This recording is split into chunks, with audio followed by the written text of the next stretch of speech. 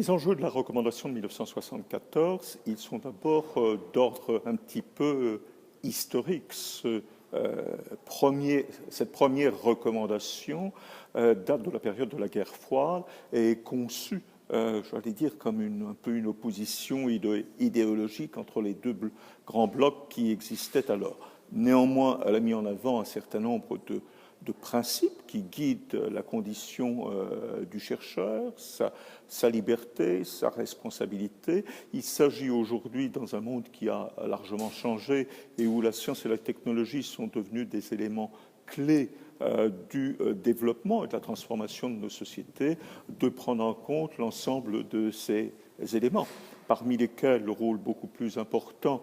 du secteur privé dans le développement de la recherche, l'influence effectivement d'un certain nombre de conditions autour du chercheur, la condition économique, la reconnaissance sociale, la compétition qui peut exister. Et puis d'un autre côté,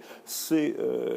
s'agit aussi de prendre en compte les attentes de la société par rapport aux grandes questions que la science et la technologie posent aujourd'hui. Les sciences du vivant, le post-humanisme, les questions plus anciennes, mais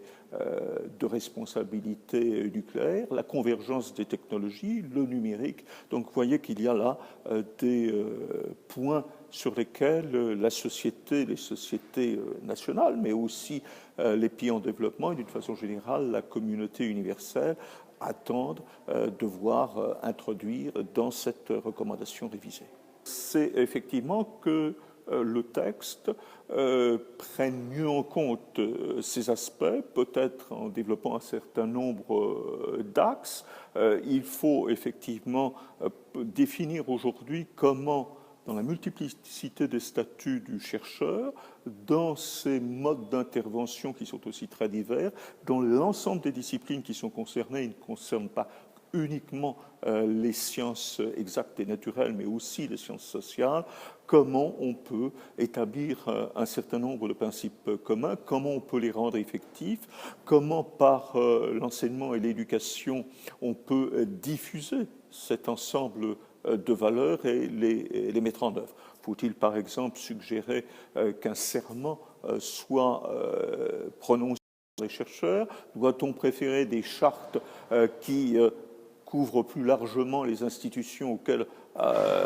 appartiennent les chercheurs? En tous les cas, il y a une réflexion qui doit s'adresser aux trois niveaux, aux individus, à leurs institutions et aux États, de façon, d'une certaine manière, développer l'autorégulation, mais aussi une certaine forme de régulation sociale, parce qu'on voit bien qu'aujourd'hui, les États ne sont plus en capacité de diriger eux-mêmes la recherche. Cette recherche, elle se fait d'une façon beaucoup plus globale, et de grandes industries qui sont pas présentes directement dans l'activité législative ou dans l'activité d'organisations comme l'UNESCO, y ont leur place. Et c'est tout ça qu'il faut prendre en compte, cette espèce de globalisation, cette complexité qu'il faut prendre en compte. Et si déjà, effectivement, le texte peut, à travers, mettre en avant certains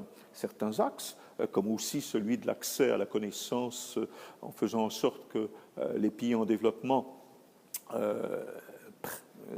développent aussi une certaine activité dans le domaine de la recherche et soient mis en capacité de le faire. Donc ça, c'est pour l'égalité territoriale, mais l'égalité aussi de genre, pour permettre aux jeunes femmes qui accèdent à l'université, d'aller au-delà de l'université, je veux dire, entrer dans la carrière des professions scientifiques et dans un certain nombre de filières, comme les mathématiques, et puis puissent mener une carrière qui ne les empêche pas d'avoir des responsabilités dans la recherche et dans l'élaboration des politiques de recherche. Voilà, si on remplit déjà l'ensemble de ces points, on pourrait dire que nous aurons largement avancé et compensé une partie du retard mis à réviser, ou à modifier ou à adapter cette recommandation à notre époque.